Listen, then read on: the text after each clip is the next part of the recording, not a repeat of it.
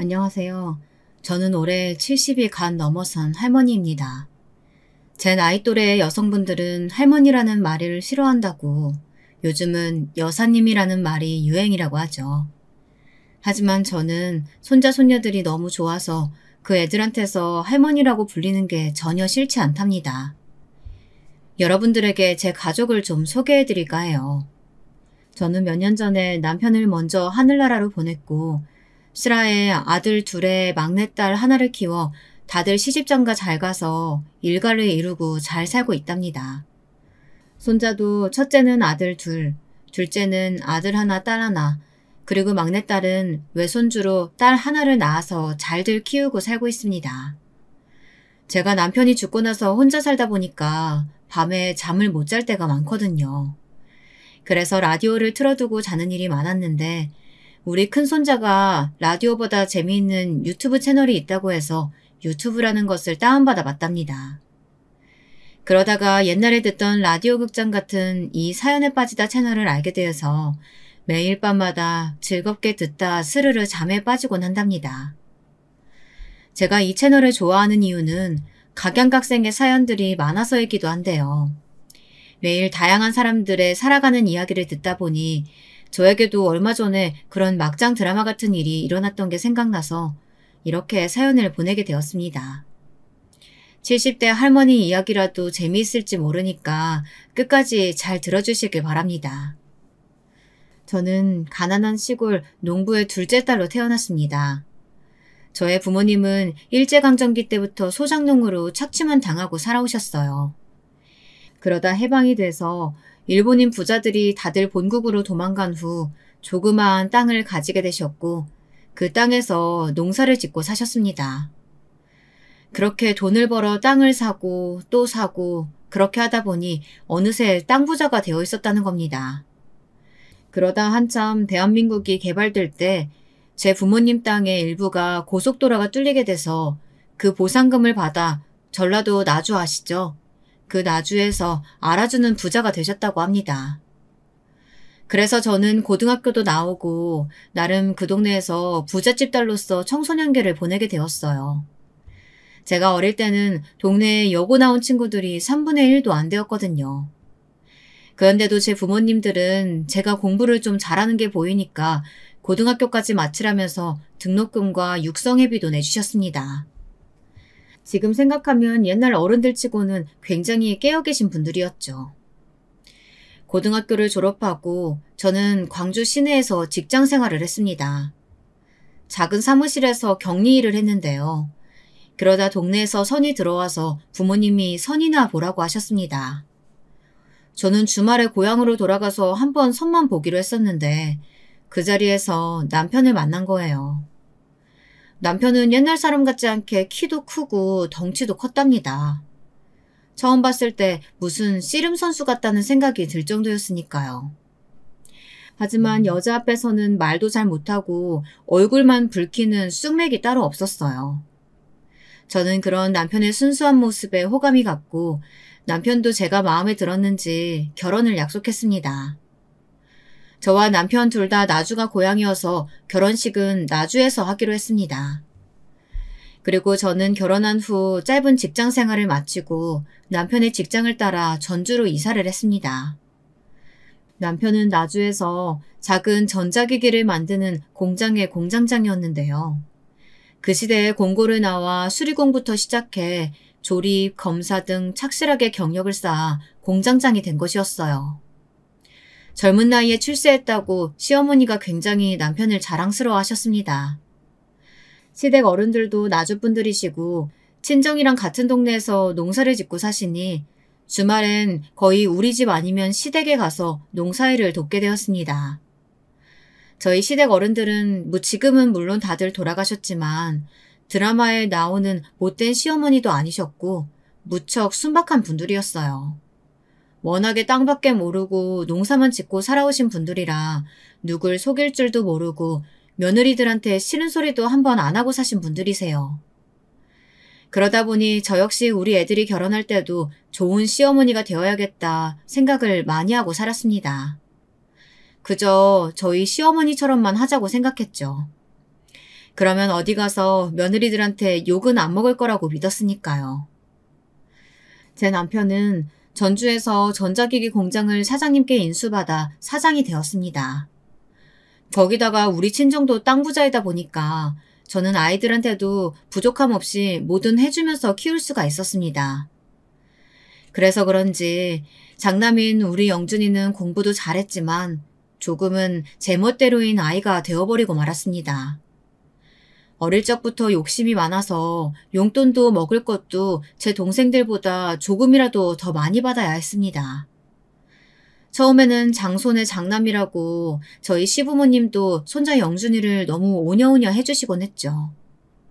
만나기만 하면 용돈도 듬뿍 주시고 명절 때 다 같이 밥을 먹을 때도 영준이한테만 소고기며 갈치며 맛있는 것들로만 앞에 놓아주셨습니다. 제 둘째 아들과 딸은 시댁에 갈 때마다 그런 할머니의 모습에 불만을 가지기도 했는데요. 참 사람 좋으신 분들이긴 하지만 옛날 분들이라 그런지 장남에 대한 편애만큼은 어쩌실 수 없었던 것 같아요.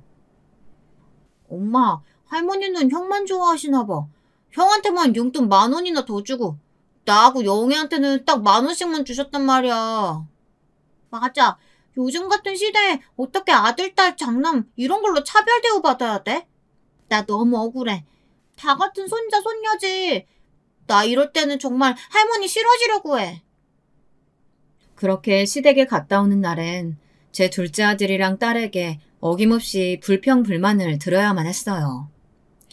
저는 큰애 몰래 둘째와 딸에게 용돈을 더 주면서 할머니가 일부러 그러시는 건 아니라며 참으라고 다독거리곤 했습니다. 그 후로도 세월은 빠르게 흐르더군요. 장남 영준이는 서울에 있는 대학을 나와 서울에 사는 여자친구를 만나더니 결혼 후에도 서울서 살더라고요. 큰아들이 결혼할 때 저는 조금 서운하기도 했어요. 하지만 제가 좀 마음에 안 들더라도 아들이 사랑하는 사람을 반대하는 것만은 하고 싶지 않았기에 그냥 시원하게 보내줬습니다. 사실 제 큰며느리는 처음 만났을 때부터 저와는 마음이 맞지 않았습니다. 첫인상은 참 예쁘고 얌전하게 보였는데 처음부터 너무 거리낌 없이 저한테 엄마 엄마 하면서 반말을 하더라고요.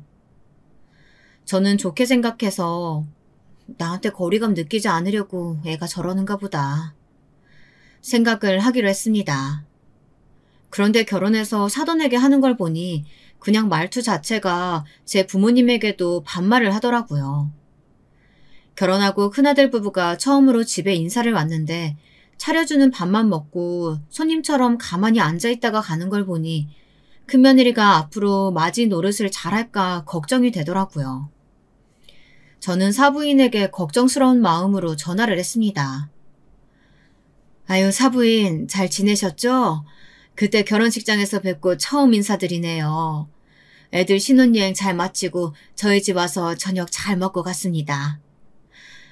근데 우리 며느리가 맏며느리 노릇을 잘 할 수 있을까요? 저는 좀 걱정이 돼서요. 아이고, 감사합니다. 하루 잘 자고 갔다니 다행이네요. 그리고 우리 딸이 좀 부족한 점이 많아요. 막내딸로 자라나서 애가 천방지축 눈치가 없답니다. 제가 다 죄송하네요. 아직도 저한테 반말하고 친구같이 지내요. 그저 시어머님이 잘 가르쳐주시고 사랑으로 품어주셨으면 좋겠네요. 내일은 애들 저희 집으로 좀 들르라고 말해뒀으니까 제가 우리 딸 만나면 잘하라고 이르겠습니다. 전화를 끊었는데도 여전히 찜찜한 마음을 떨칠 수가 없었습니다. 사부인 역시 아무것도 아니라는 듯이 넘겼는데 제가 너무 속 좁게 생각하는 걸까요? 저는 윗사람한테는 그에 맞는 대우를 해주고 받아야 한다고 생각했는데요. 제가 요즘 말로 꼰대였다는 걸까요? 그 후 저는 차례차례 둘째 아들과 막내딸을 결혼시켰습니다. 둘째 아들은 저희 집에서 얼마 떨어지지 않은 전주 시내에 살고 있었고 딸은 광주로 시집을 갔습니다. 그래서 마음만 먹으면 둘째나 셋째네 집에는 자주 갈 수 있었고 그렇게 내외하며 살지도 않았는데요. 큰아들 내외 집에 갈 때만큼은 거리감이 느껴지더라고요. 서울서 사니까 거리감이 느껴지는 것뿐이 아니었습니다. 큰며느리는 제가 어쩌다 아들 집에 한번 가보고 싶다고 말하면 그렇게 싫어하더라고요. 그리고 그 거북해하는 느낌은 큰며느리의 말투에서 다 드러나서 딱히 예의를 갖추고 말고 할 것도 없었습니다. 예, 내가 내일 오랜만에 친구들 만나러 서울 올라가는데 혹시 너희 집에서 하룻밤 지냈다 내려가도 되니? 아, 엄마, 저 내일 약속 있어요. 저도 미룰 수 없는 약속이라서 저녁 먹고 늦게 들어갈 텐데 남편도 야근한다고 했고 그럼 제가 그냥 현관 비밀번호 알려드릴 테니까 왔다 가시던지 마음대로 하세요. 엄마가 제가 집에 없어도 잘 있다 가실 거면 와도 되고요. 이런 식으로 말끝을 분명히 하지 않고 흐리면서 그 애는 제가 불편하다는 것을 숨기려고 하지도 않더군요. 며느리가 저렇게 말하는데 제가 마음이 불편해서 그 집에 갈 수나 있겠습니까? 저는 점점 큰아들네 집에 왕래도 안 하고 거의 남처럼 지내게 되었습니다. 그렇게 한참 무소식이 희소식이다 생각하면서 지냈습니다. 챙겨야 할 자식들이 셋이다 보니 김장을 할 때마다 거의 100포기가 넘어가는데요.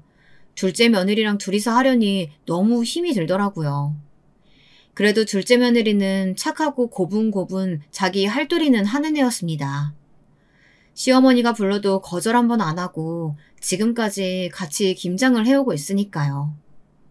그래도 큰며느리네 집에 김장김치를 안 보내줄 수는 없는 노릇이니 김치는 택배로 꼬박꼬박 보내주었습니다. 그렇게 몇 년이 지난 후 저는 어처구니 없는 전화를 받았습니다. 아, 엄마, 저희 집 김치 잘 안 먹어요. 먹을 사람 없어요. 우리 애들도 김치 안 좋아하고 남편도 거의 집에서 밥 한 끼도 안 먹어요. 신혼 때부터 계속 말하고 싶었는데 엄마가 실망하실까봐 계속 참고 있었거든요. 이제 결혼한 지 10년도 됐으니까 저도 좀 할 말은 하고 살아야 속병이 안 날 것 같아서요. 이제 저희 집에 김치 택배 안 보내셔도 돼요. 뭐? 그게 무슨 소리야? 이제껏 이 시할머니랑 시할아버지가 농사 지은 걸로 받은 배추랑 고춧가루로 정성껏 담아서 보냈던 것들인데 필요가 없어? 아니 그렇게 싫었으면 처음부터 안 받는다고 하지 그랬어. 내가 네 동서랑 둘이 얼마나 힘들게 담아다 줬는데. 그러니까요. 너무 정성 들여서 하실 필요는 없다고요. 원하지 않는 친절은 친절 아닌 거 몰라요? 엄마도 연세가 그만큼 되셨으니까 눈치가 좀 있으셔야죠. 하여튼 난 할 말 다 했으니까 끊을게요.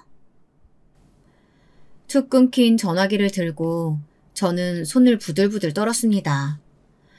처음부터 제 김치가 마음에 안 들었다는 얘기를 어떻게 이렇게 아무렇지 않게 할 수가 있어요. 차라리 며느리 말대로 입맛에 안 맞았다고 하면 빨리 말해주었더라면 그 고생하지 않고 3, 40포기는 빼고 했겠죠.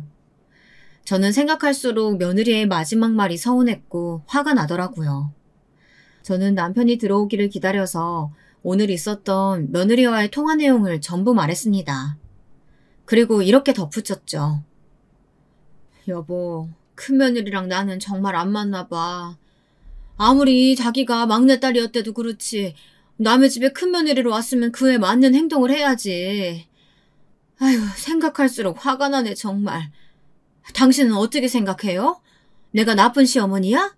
잘해줘도 저 난리니 이제부터 뭐 해주고 싶지도 않아. 어떻게 며느리 성격을 하루아침에 고쳐. 당신이 좀 참고 두고 보자고. 그래도 나이 더 먹으면 철 좀 들겠지. 그냥 해달라고 하는 것만 해줘. 괜히 다른 친절 베풀지 말고. 남편은 그래도 자식이라고 며느리 편을 들더라고요. 그 말을 듣고 저는 둔해서 남편과 며칠 동안 말도 안 하고 지냈습니다. 제가 속이 좁은 사람이라 그런 건지 저는 큰아들이 제 아내 편을 들 때도 그렇고 제 남편이 큰며느리에게만은 참아보라고 얘기할 때마다 부글부글 화가 치밀었습니다. 크고 작은 큰며느리와의 불화가 있을 때마다 제 곁에는 제 편을 들어줄 사람이 없었습니다. 둘째 며느리에게 이야기하자니 동서지간에 편을 가르는 것 같아 꺼려지고 또 둘째 아들이 알면 자기 형한테 뭐라고 할 것 같아 저는 막내딸에게만 가끔 제 분한 마음을 털어놓게 되었어요. 그 못된 며느리가 이번에도 엄마 생일 때 돈만 계좌로 딱 보내고 오지도 않는다지 뭐니. 난 큰애들 손자들 너무 보고 싶은데 그걸 그렇게도 매몰차게 거절한다. 어쩌면 네 동서는 사람이 그러니? 그러게 말이야. 난 어릴 때부터 오빠도 싸가지 없다고 느꼈지만 큰언니는 더 그런 것 같아. 정말 끼리끼리 만난다고 하는 말이 딱 맞는다니까. 엄마, 내가 엄마 생신 때 우리 딸 데리고 꼭 갈게. 그 집 애들은 그래도 착한데 아주 부모가 못돼 빠져가지고. 그 집 부부랑 계속 말 섞고 그러지 마. 엄마만 상처받을 게 뻔하니까. 그래도 네 큰오빠인데 어떻게 그래. 큰오빠는 괜찮아. 그래도 걔는 가끔 회사 근처서 밥도 사주고 그러는데 며느리가 문제지. 그동안에 세월이 흘러 큰아들 부부는 다니던 회사를 나와 사업을 한다면서 그 당시 서울에서 유행했던 방탈출 카페라는 것을 하나 차렸습니다. 그때는 아직 남편이 살아있을 때였는데 장남이 대책 없이 퇴직을 해 혼자 사업을 한다고 하니 저희 부부는 걱정이 안 될 수가 없잖아요.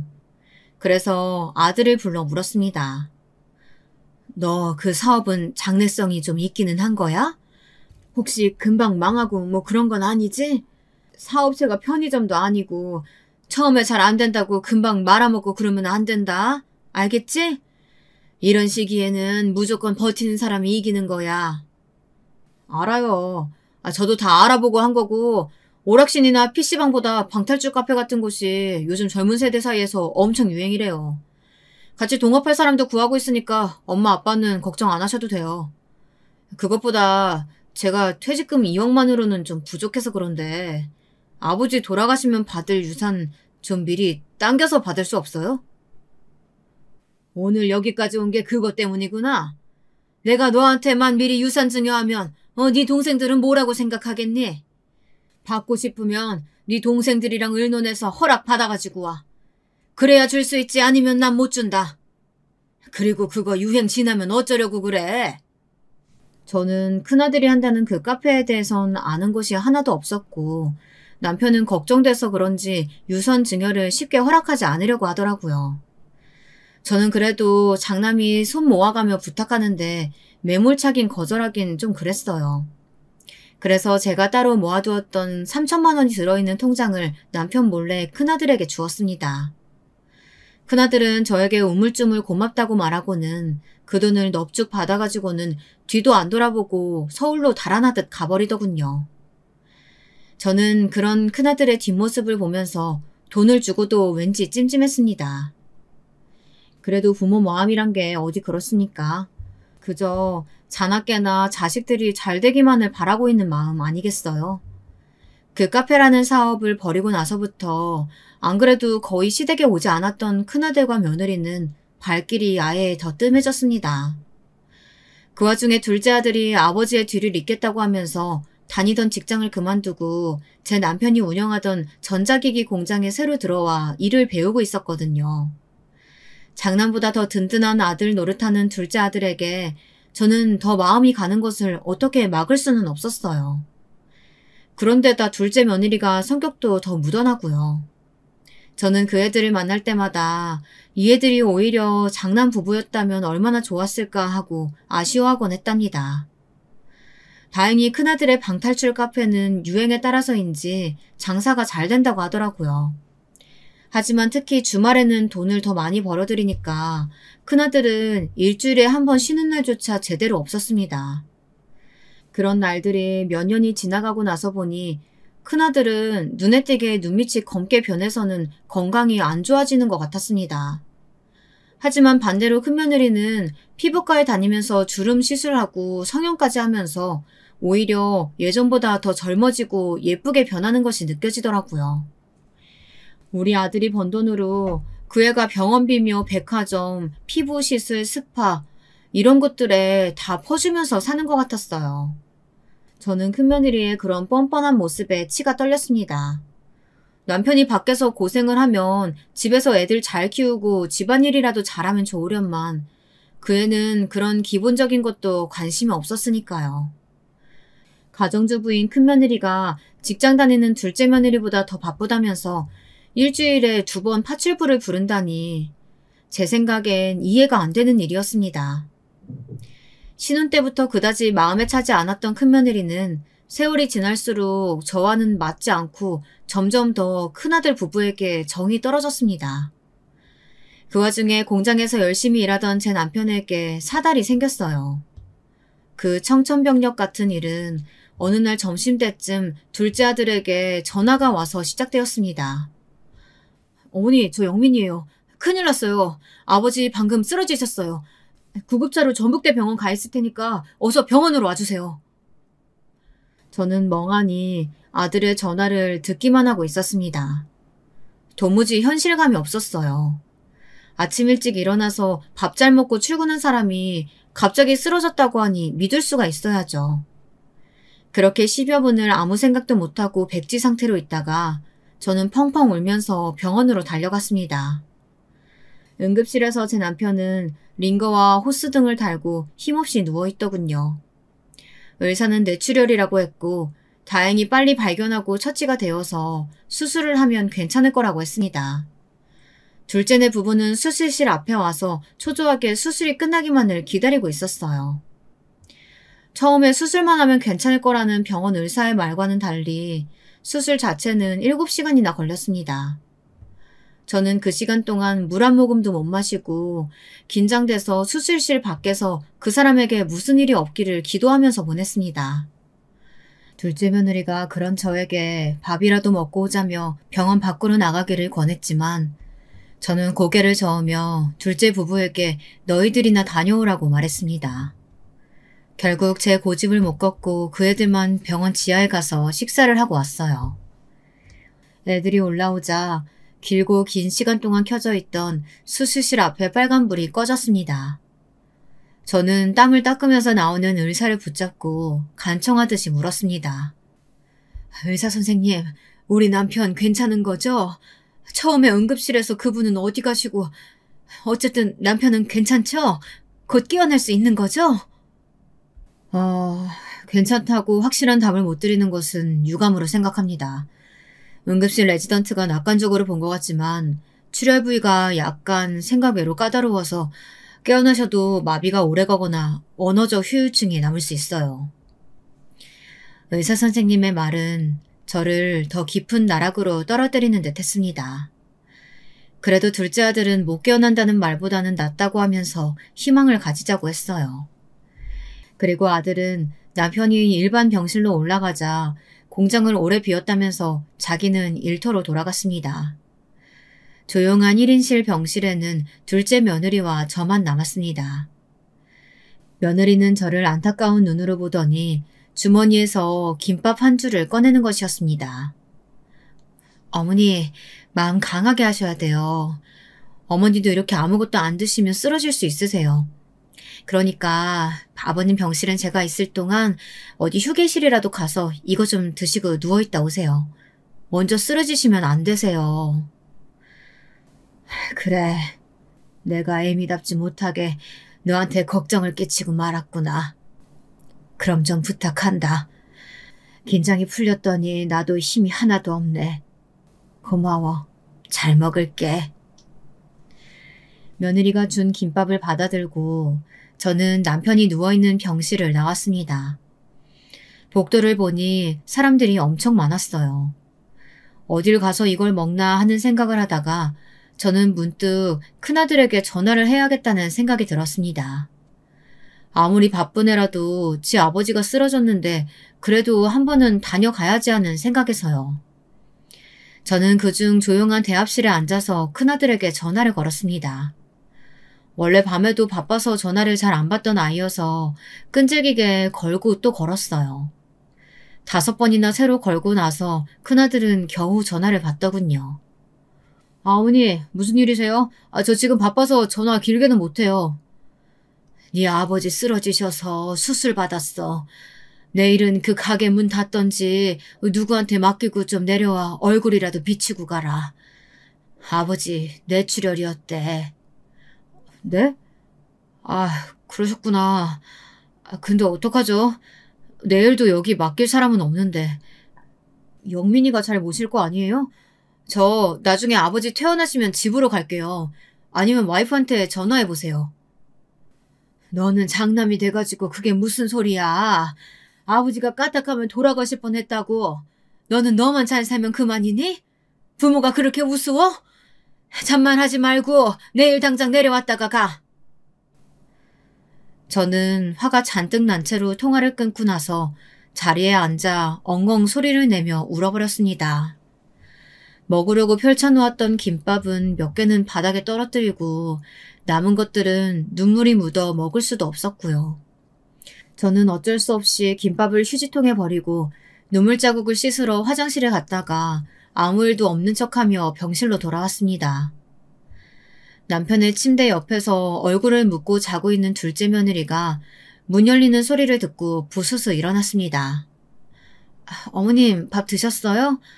근데 큰형님 내외분께는 연락 안 해도 괜찮을까요? 그래도 아버님이 쓰러지셨는데 알려야 하지 않을까요?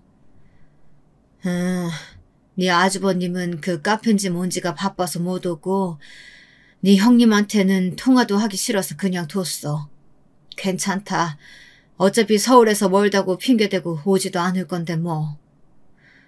그래도 안 알리시는 것보단 말하는 게 낫잖아요. 어머니 여기서 쉬고 계세요. 제가 통화 좀 하고 올게요. 저렇게 말하는 둘째 며느리가 오히려 손이 똥서 같다는 생각에 저는 피식 웃었습니다. 아무리 봐도 부부끼리 닮는다고 둘째가 순박하고 착하니까 제 아내도 그런 애를 데려왔겠죠. 살면 살수록 첫째랑 둘째는 바뀌어야 하는 게 맞는 것 같았습니다. 아들도 며느리도 말이에요. 둘째는 어두운 얼굴로 돌아와서 제게 이렇게 말하는 것이었어요. 형님이 내일 무슨 병원인가 예약이 있다고 못 오고 대신 돈은 수술비에 보태라고 100만 원 정도 보냈다고 하더라고요. 이따 한번 확인해 보세요. 그런데 정말 아주버님도 너무하시긴 하네요.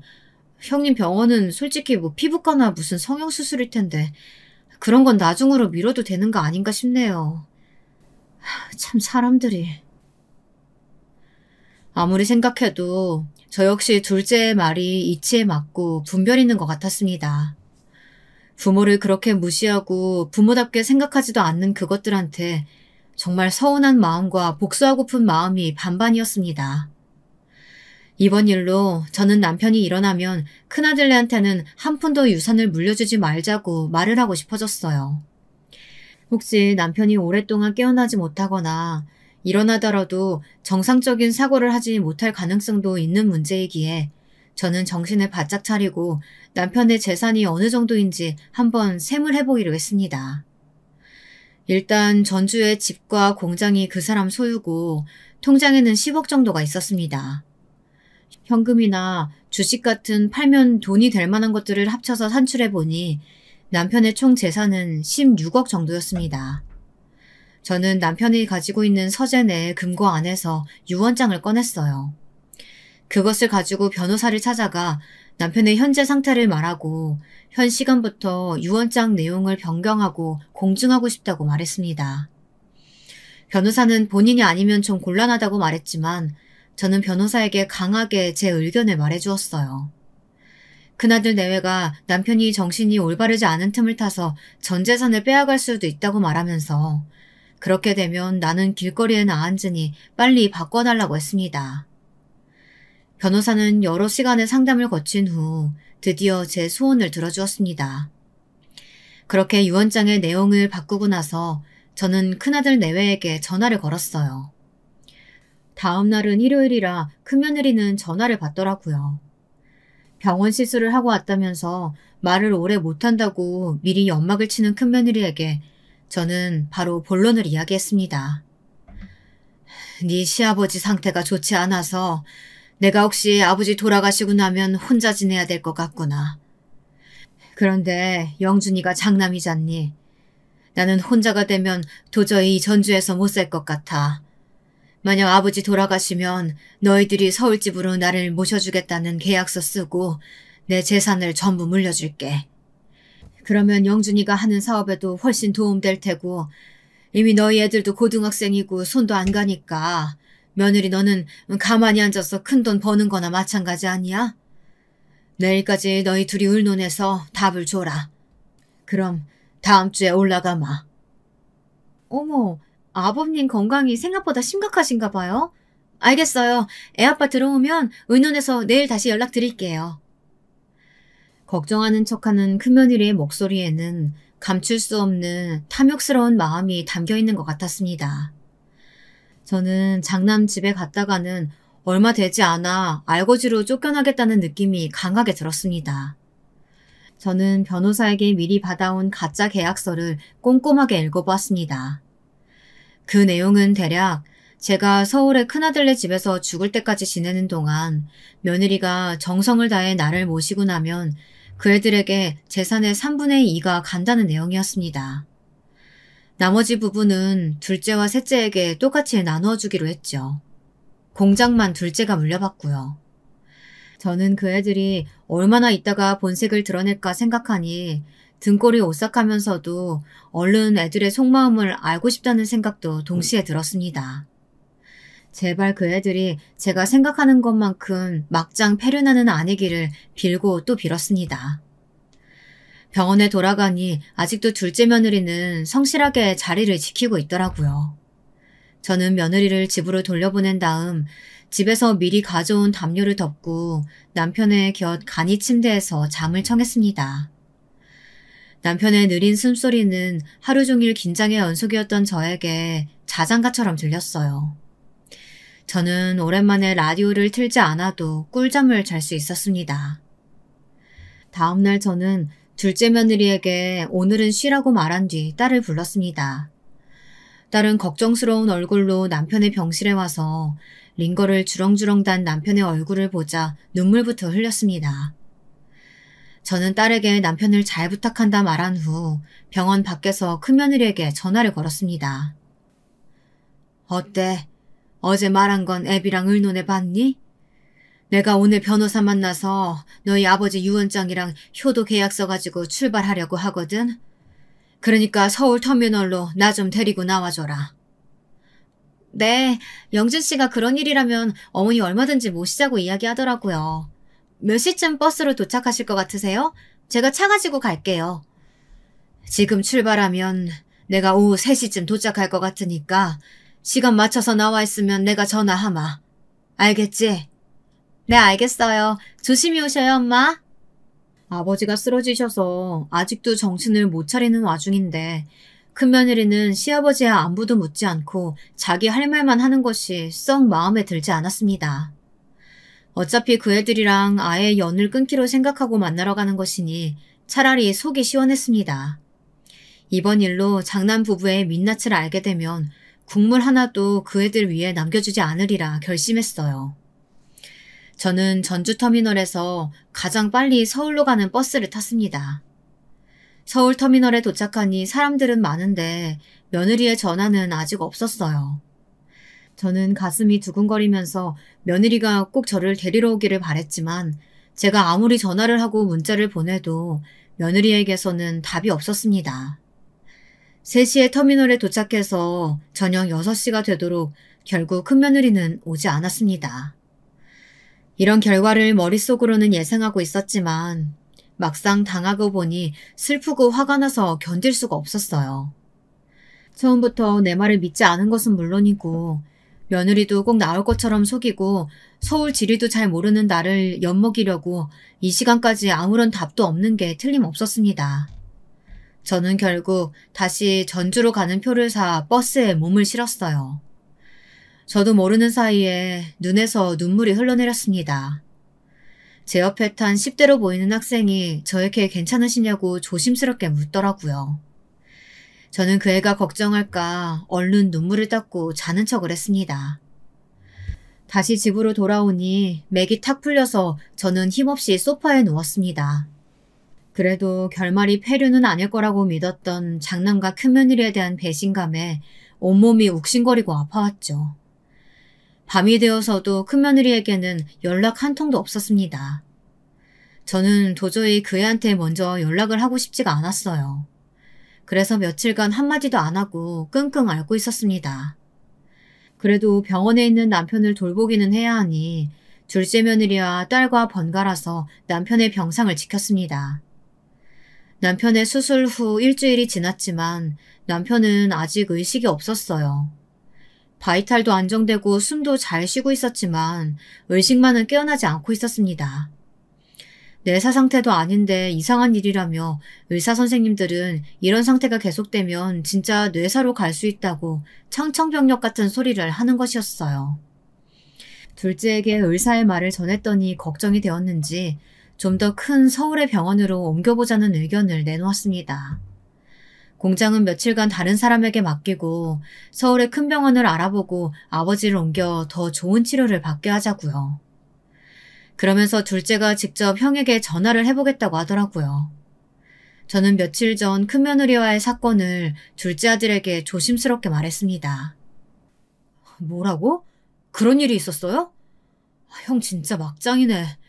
아버지 전북대 병원 입원하신 동안 한 번도 안 오더니 정말 엄마한테도 그런 짓을 했다고?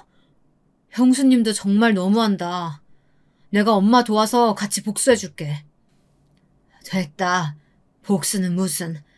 이제 걔들이랑 인연 끊으려고. 도저히 내 속으로는 낳은 자식 같지도 않아. 무슨 소리야. 그런 인간일수록 한 방 먹여서 정신을 차리게 해줘야지. 내가 엄마랑 같이 형네 집으로 갈 테니까 내일 아침에 제일 좋은 옷 꺼내 입고 집에서 기다리세요. 그리고 그 다음날 둘째 아들이 검은 양복을 쫙 빼입고 어디서 났는지 5억짜리 외제차를 끌고 집으로 왔더라고요. 저는 세상 태어나서 그런 차는 처음 보는지라 눈이 휘둥그레졌습니다. 아니 너 이런 번쩍거리는 외제차가 어디서 났어? 설마 너 이거 산 거 아니지? 아 설마 엄마. 내가 하루아침에 이런 차를 어떻게 사요. 고등학교 동창놈이 가지고 있는 건데 내가 어젯밤에 전화로 사정사정해서 빌린 거야. 형 기죽여 놓으려면 이런 것 좀 필요할 것 같아서요. 아 엄마. 엄마는 옷이 이런 거밖에 없어? 완전 시골 아줌마스럽잖아. 안 되겠다. 백화점 가자. 형네 집에 가기 전에 엄마 옷부터 사야겠다. 둘째는 그 비싼 외제차에 저를 태우고 전주에서 제일 큰 백화점으로 데려갔습니다. 그리고 100만 원이 넘는 옷을 사주었습니다. 저는 큰애 부부에게 보이려고 이런 낭비를 해야 하는 건지 제가 하려고 하는 일이 과연 필요한 건지 의심이 들었습니다. 제가 옷값이 걱정되어 둘째한테 그만하자며 거절을 했지만 둘째는 아무 말 말고 이런 때에 옷 얻어 입으라고 하면서 이 정도 옷은 사줄 능력 된다고 자기만 믿으라고 하더라고요. 아들이 골라준 그 옷은 비싸서가 아니라 제 마음에 꼭 들었습니다. 왜냐하면 둘째 아들이 사준 옷이기 때문이죠. 저는 이것저것 재지도 따지지도 않고 제 편을 들어주는 아들에게 든든함과 고마움을 느꼈습니다. 둘째 아들과 함께 장남의 집으로 찾아가는 동안 저는 차 안에서 내내 기분이 좋아 커피도 마시고 잠도 설핏 들었다가 일어나고 했습니다.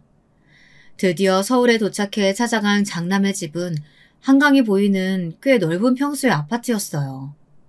처음 결혼했을 때는 서울 변두리에 있는 작은 국민형 주택이었는데 그동안 돈을 좀 벌긴 했는지 새로 지은 브랜드 아파트에 살면서 그때까지 부모도 형제도 한 번도 초대하지 않았다고 생각하니 새록새록 큰아들에 대한 야속한 마음이 생기더라고요. 둘째 아들은 첫째의 집 앞에서 형에게 전화를 걸었습니다. 제가 전화했을 때와는 달리 제 동생의 전화는 그래도 빨리 받더라고요. 아, 형, 나 영민인데 지금 형네 집 앞에 와 있어. 오늘 형 그 방탈출 카페 문 닫고 집에 있는 거 다 아니까 이 문 열지? 큰아들은 현관문을 열더니 놀란 눈으로 번쩍이는 새 옷을 입은 저와 둘째 아들을 번갈아 가면서 바라보았습니다. 갑자기 이렇게 불쑥 찾아오면 어떡하냐? 아무리 가족끼리여도 그거 실례인 거 알아? 내가 어제 엄마한테 너무 황당한 말을 들어서. 좋은 말 할 때 이거 열지. 집에 좀 들어가서 얘기하자. 안 그러면 현관 앞에서 소리 지른다. 둘째 아들의 무서운 얼굴과 으름장에 놀랐는지 큰아들은 문을 열고 우리들을 맞아들였습니다. 둘째 아들은 들어오자마자 소파에 퍼질러 앉아 제 형수를 부르더니 커피라도 가져다 달라고 명령하듯 말했습니다.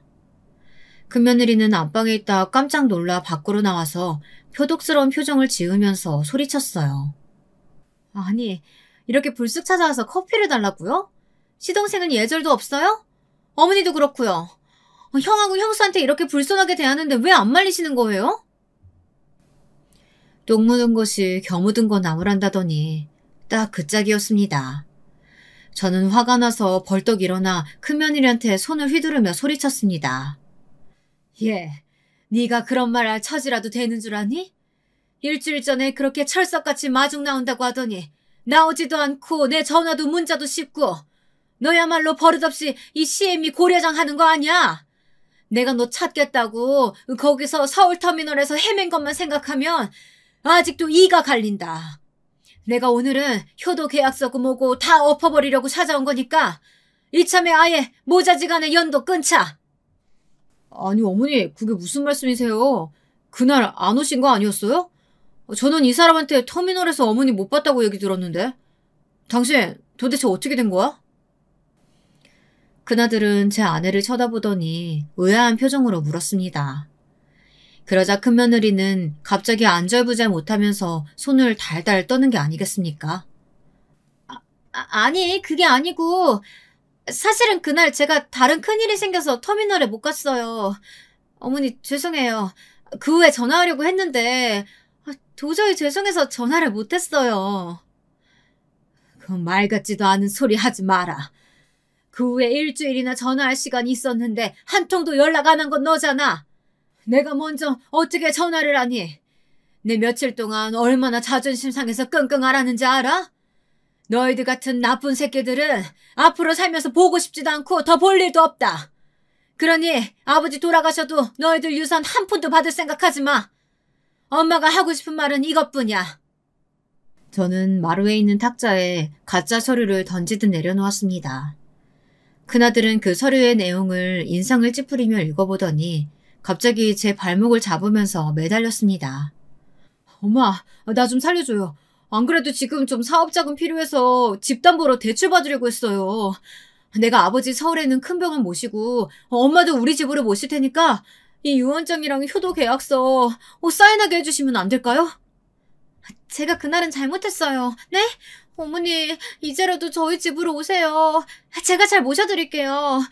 아버지 유산 중에 10억만 미리 증여해 주시면 제가 어머니 돌아가실 때까지 계속 잘 모실게요.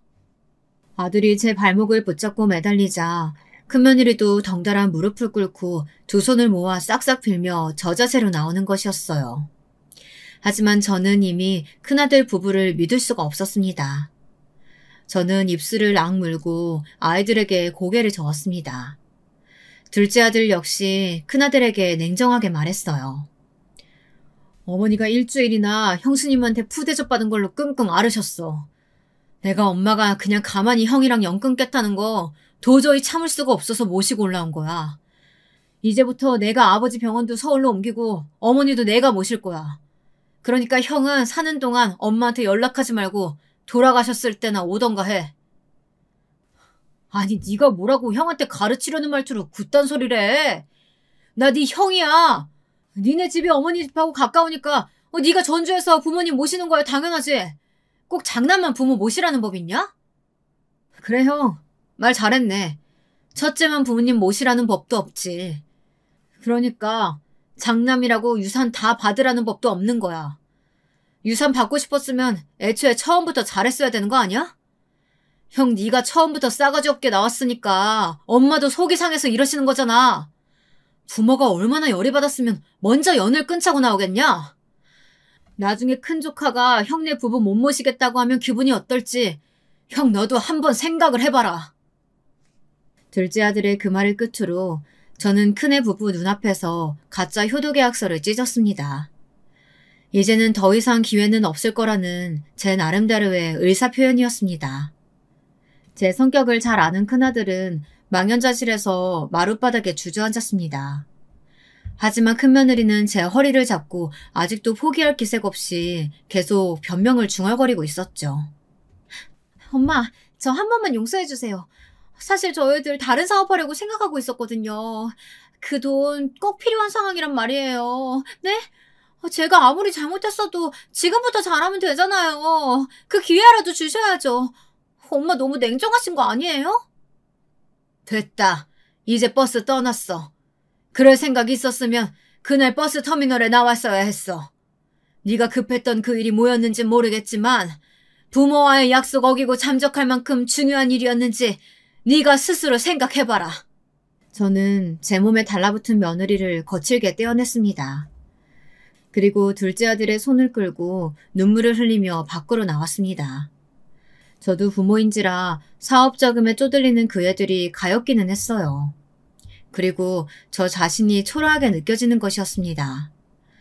애초에 제가 큰며느리와 큰아들의 결혼을 나서서 강하게 반대했다면 이런 일이 없을 것 같았습니다. 모든 게 제 잘못이었을까요? 여러분들의 의견은 어떠신가요? 그렇게 장남부부의 집을 나온 저는 뒤도 안 돌아보고 집으로 돌아왔습니다. 다행히 남편은 서울의 세브란스 병원으로 옮겨진 후 이틀 만에 의식을 되찾았어요. 그동안 저는 둘째 부부와 호텔방을 하나 잡아 번갈아 투숙하면서 남편의 병간호를 했습니다. 남편은 의식을 찾고 난 후 일주일 만에 어눌하게나마 말을 하게 되었고 오른손과 다리에 마비는 왔지만 재활훈련을 하면서 퇴원해도 된다는 진단을 받아 전주에 내려갈 수 있게 되었습니다. 남편이 서울 세브란스에 입원해 있는 동안 큰며느리는 제가 오지 말래도 매일 와서 아버님을 돌보겠다. 그러니 유언장 내용을 좀 고쳐달라 이렇게 간청을 했어요. 하지만 저는 얼른 썩 꺼지라고 화를 내면서 며느리를 쫓아냈습니다. 그 모습을 보더니 퇴원을 하고 집으로 돌아간 날 남편이 제게 물었습니다. 아니, 어떻게 큰애 부부한테 그렇게 매몰차게 알 수가 있어? 당신 무슨 일 있었나? 내가 아픈 동안에 애들이랑 다퉜어? 말도 마요. 난 그 애들 이제 자식 취급도 안 하니까. 당신이 전북대병원에서 못 깨어날 때 걔네들 하루도 면회조차 안 왔어. 그러다가 내가 당신 재산 얼마라고 공개하니까 그때서야 모신다는 둥 집으로 오시라는 둥 이러면서 안면이 싹 바뀌잖아. 돈 때문에 부모 모시려는 그런 것들은 이제 내 아들도 며느리도 아니야. 제 말을 듣고 남편도 고개를 끄덕이면서 자기가 죽은 다음에라도 유산 꼭 지키고 있으라고 하더라고요. 첫째는 물론이고 사람이 언제 어떻게 바뀔지 모르는 거라고 하면서 말이죠.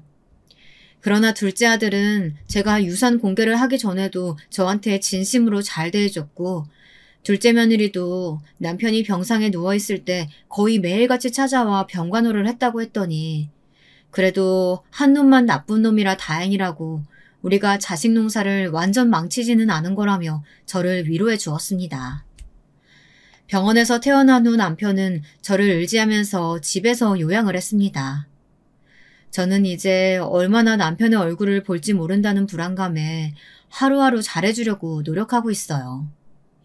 둘째네와 딸도 주말에는 다른 약속 같은 걸 잡지 않고 우리 집으로 와 다 같이 한 끼라도 챙겨 먹고 손자 손녀들도 일부러 데려와서 보여주려고 노력을 했죠. 그렇게 1년이 지나자 남편은 어느 날 갑자기 신부전으로 세상을 떠났습니다. 저는 너무나 슬펐지만 그래도 말년에 가족들에게 둘러싸여 살다 갔으니 여한은 없을 거라고 믿고 싶습니다.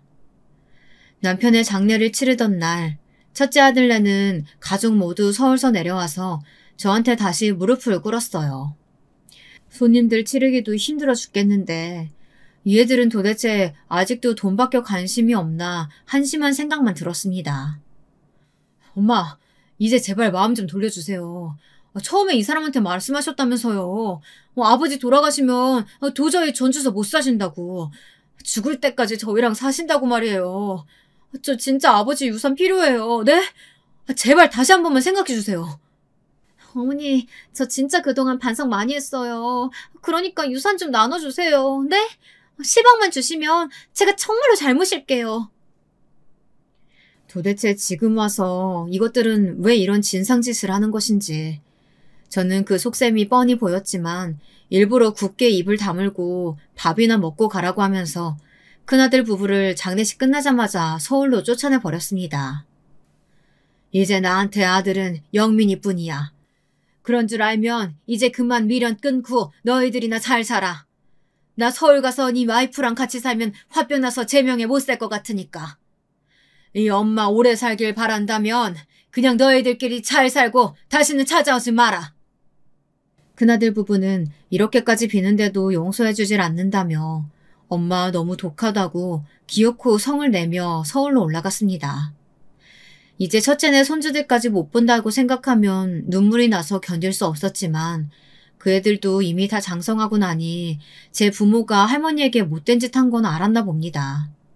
인연을 아예 끊지 않고 가끔 할머니 집이라고 찾아오더라고요. 그런 손주들에게는 아직도 고맙고 그 애들이 짠한 생각 들어 용돈도 주고 맛있는 것도 해주면서 살고 있습니다. 부모가 되어서 웬만하면 자식들을 용서해줘야 한다고 말하는 제 또래 청취자분들도 계실지 모르겠습니다. 하지만 제가 그날 서울 터미널에서 느꼈던 심정을 생각하면 저는 제가 독하다고 생각하지 않습니다. 큰아들 부부는 마지막 기회를 버렸고 저는 그때의 트라우마 때문에 다른 지역에 갈 일 있으면 고속버스를 이용하지 못하고 꼭 둘째 아들한테 부탁해 차를 타고 가야 하게 되었거든요. 오늘 제 이야기는 여기까지 하겠습니다. 여러분, 막장 드라마 같은 제 인생 이야기 어떻게 들으셨는지 궁금합니다. 제게 앞으로 소원이 있다면 둘째 아들, 딸내 식구들과 오래 왕래하면서 사이좋게 살아가는 것이고요. 그 배은망덕한 첫째 아들내는 자력으로 살아남을 테죠. 더 이상 신경 쓰고 싶지 않습니다. 저의 긴 글 읽어주신 여러분들 감사합니다. 더운 여름 건강히 보내시길 바라겠습니다.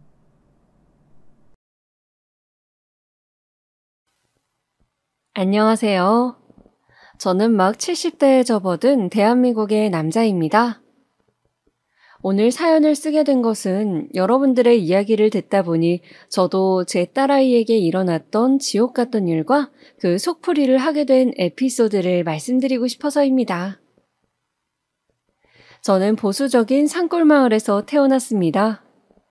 저희 부모님은 농사를 지으셨어요. 제가 살던 집 뒷뜰에는 감나무가 있었고 아버지는 소를 한 마리 데리고 벼농사를 지어 생계를 꾸리셨죠. 젊은 시절에 면사무소에서 근무를 하시다가 그만두시고 가업이었던 농사를 이으셨다고 하는데 저는 6남매 중 둘째로 위로 누나가 있었기에 장남으로 집안의 기대를 받으며 자랐습니다. 공부를 곧잘 했기 때문에 고등학교까지 무사히 마쳤고 학력고사 성적이 좋아 인근 큰 도시의 유명한 국립대 경영학과를 가게 되었습니다. 사실은 서울의 유명한 사립대 경영학과도 갈 수 있는 성적이었지만 부모님께서 동생들도 많은데 서울에 보내기는 형편이 힘들다고 하셔서 어느 정도 타협을 하게 된 것이죠. 그렇게 국립대 경영학과를 졸업하고 저는 고향 부근 1시간 거리 정도 지역의 은행에 취직을 하게 되었습니다. 막 사회 초년생이었던 시기 새내기 은행원이었던 저는 업무를 실수해서 허둥대기도 하고 부모님을 떠나 지내는 타지 생활이 힘들기도 하여 취직하고 1년 동안은 굉장히 마음이 불안정했어요. 그런데 그런 저를 살뜰히 챙겨주는 여직원이 있었습니다. 비록 고졸로 은행 창구 일을 하는 친구였지만 항상 깔끔한 옷차림에 성실하고 부지런한 직원이었어요. 아침마다 저에게 미소를 지으며 인사를 하는 그 친구를 보면서 저는 점차 호감을 가지게 되었죠. 자판기 커피를 함께 마시며 이것저것 물어보니 시골에 형제가 많다 보니 고등학교를 졸업하고 은행에 취직하게 되었다고 했습니다. 저희 때는 여자들이 대학까지 마치는 경우는 흔치 않기도 했고요. 저는 그 아가씨와 결국 연애를 하고 부모님의 반대를 무릅쓰고 결혼하여 이듬해 예쁜 딸을 낳았습니다. 아내는 아기를 낳고 일을 그만두었는데 아기를 낳을 때 피를 많이 흘려서 수혈을 받은지라 산후조리를 한다고 했지만 항상 피곤해하고 기력이 없어 했습니다. 저는 아내가 잘 쉴 수 있도록 보살폈지만 결국은 신장에 이상이 생겨 아내는 그 힘들다는 투석을 하게 되었죠. 저는 은행 일을 하면서 아내를 살뜰히 보살폈지만 아내는 제때 신장을 이식받지 못해서 결국은 제 딸아이가 5살밖에 안 되었을 무렵 하늘의 별이 되고 말았습니다. 세월이 많이 지난 일이라 지금은 이렇게 담담하게 말하지만 그 당시에는 정말 하늘이 무너지는 것 같더군요. 황망하게 아내의 장례식을 치르는데 저도 그냥 아내를 따라 관에 들어가서 뚜껑을 닫아버리고 싶더군요. 아마 그때 제 등 뒤로 업어달라고 매달리던 딸아이가 없었다면 저는 제정신을 유지하지 못하고 우울증에 시달리다가 극단적인 선택을 했을 겁니다. 아내가 그렇게 떠나고 부모님의 도움을 받아 딸아이를 키우면서 자식을 위해서 남은 생을 다 바치겠다고 다짐했습니다. 먼저 간 아내의 목까지 내가 엄마 아빠 몫을 다 해주리라. 우리 아이가 그늘이 없게 내가 잘 키우리라 하고 매일 아침마다 화장실 거울을 보면서 주문을 외우듯이 스스로에게 세뇌를 했던 것 같아요. 조금 커서 유치원에 간 딸아이가 아빠, 우리 엄마는 하늘나라에서 언제 와? 라고 물을 때마다 저는 눈물을 속으로 삼키면서 아주 나중에 우리가 하늘나라에 가게 되면 엄마랑 만날 수 있을 거야. 라고 말하면서 딸아이를 꼭 안아주었습니다. 그럴 때면 딸은 숨 막힌다면서 저를 타박하곤 했죠. 저는 하나밖에 없는 딸이기에 옛말 그대로 불면 날아갈까 쥐면 꺼질까 딸의 일이라면 만사 제쳐놓고 달려가는 딸바보 아빠로 살았습니다. 다행히 딸은 엄마의 부재에도 밝고 건강하게 쑥쑥 잘 커주었어요. 열심히 딸을 키우면서도 저도 은행에서 점점 직급이 올라갔습니다.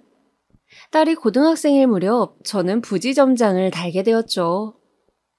딸은 어릴 때부터 책을 많이 읽어서인지 엄마들이 신경 써서 학원도 보내고 과외도 보내는 다른 아이들 못지않게 공부를 잘했습니다. 가끔 엄마와 팔짱을 끼고 옷을 사러 가거나 목욕탕 가는 친구들을 부러워하긴 했지만요.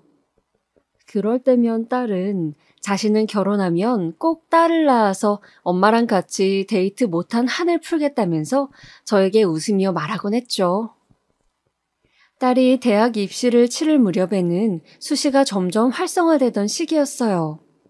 딸은 내신 성적이 좋았는데 마침 학교의 수시 전략을 잘 짜기로 유명한 선생님이 계셔서 본인의 성적보다 더 좋은 대학에 붙게 되었습니다.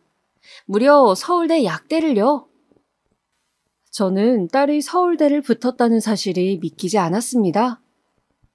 항상 전교 1등만 하던 것은 아니었고 그냥 전교에서 상위권이었는데 생활기록부며 농어촌 전용 적용지역에 집이 있었던 것 등 몇 가지 유리하게 반영된 점이 있어 가능했다고 담임선생님께서도 자랑스러워 하셨어요. 저는 딸이 우리나라에서 가장 이름난 대학에 가게 되어서 너무너무 기쁘면서도 일 때문에 제가 서울에 갈 수는 없어 혼자 보내는 것이 마음 아팠습니다. 걱정하는 저에게 딸은 씩씩하게 말하더군요.